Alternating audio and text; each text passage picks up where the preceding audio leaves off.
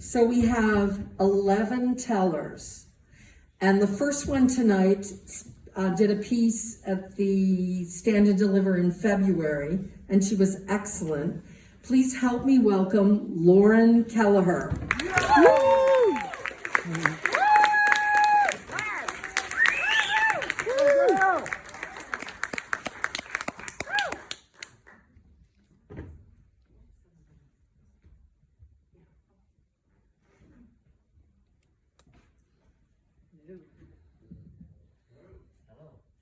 So on the morning of my cousin's high school graduation party, panic was setting in. I could not get it together and I was just pacing the floor of my kitchen. You see, for 6 years, I had taught at the school that he was graduating from, but I'd had enough and quit on the second day of his senior year. So 9 months later, I'm feeling ashamed and worrying about how many of his classmates, some of my former students, would be there at the party. I was 33 and had zero coping skills, so I chose my trusted option to self-medicate, this time with my dog's Xanax prescription.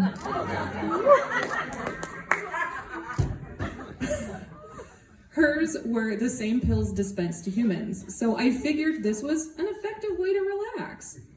However, I did not know that dogs and humans process medication very differently. Audrey was my 75-pound German Shepherd mix, and our vet prescribed her 2 milligrams of Xanax for anxiety with thunderstorms and fireworks and being left alone. I weighed about double that, so I did the math and took 2 of her 2 milligram pills. I later learned that this is 4 to 8 times the normal dose.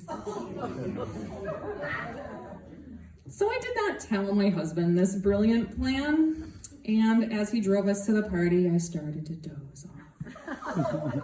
And he knew something was up. I told him what I did.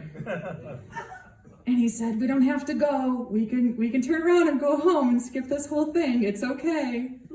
But I insisted I was fine and closed my eyes. I next opened my eyes as Steve pulled the car in front of my aunt's house. Again, he gave me an out. We don't have to go. But I'm like, no, let's do this. So at some point during the party, I remember sitting at a picnic table, just staring at a bowl of salsa. And that's it. That's my only memory. Hours later, I woke up safely back at home on my couch, and I did not understand why my parents were there freaking out. "Why'd you go and pull a bonehead stunt like that? We were about to take you to the ER and have your stomach pumped." What? No, I'm okay. What happened? My mom filled us in. "You took the dog's Xanax. You were out of it all day. What were you thinking?" Yeah, I could not answer that question.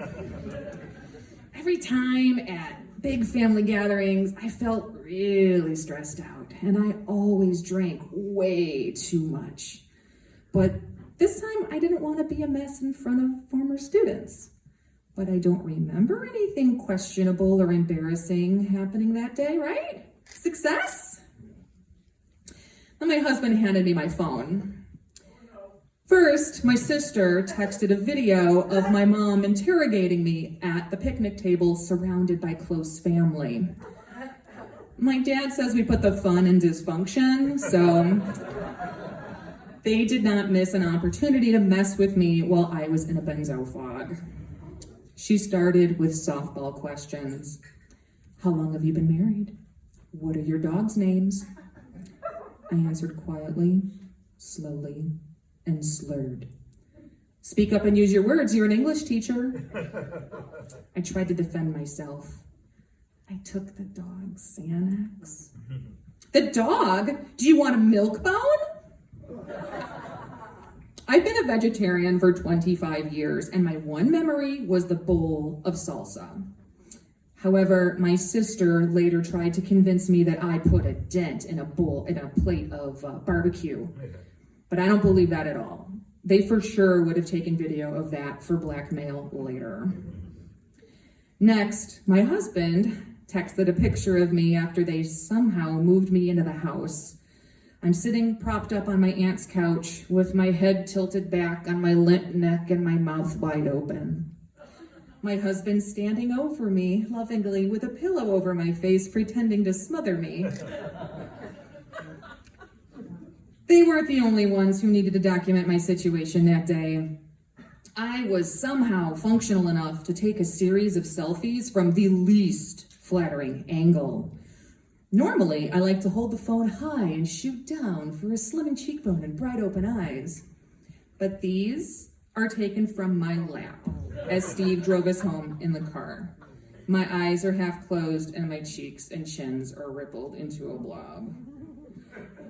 Normally, I would delete such unflattering pictures, but I've kept them this whole time to remind me of the terrible decision that very easily could have turned into an after-school special warning of the dangers of taking your dog's medication. But as the cloud lifted from my brain, I set my phone down and I asked my husband what really happened. I don't remember any of this. He assured me that everything had been fine and I didn't interact with anyone under 30. I had just been really quiet, especially for me. Normally, I would have polished off a bottle or two of Chardonnay and been the loudest one there. But thanks to years of therapy, I've learned actual coping skills, storytelling included, and I realized I had a problem. I stopped popping my dog's pills after that incident, and I recently celebrated the 3rd anniversary since I quit drinking. Thank you.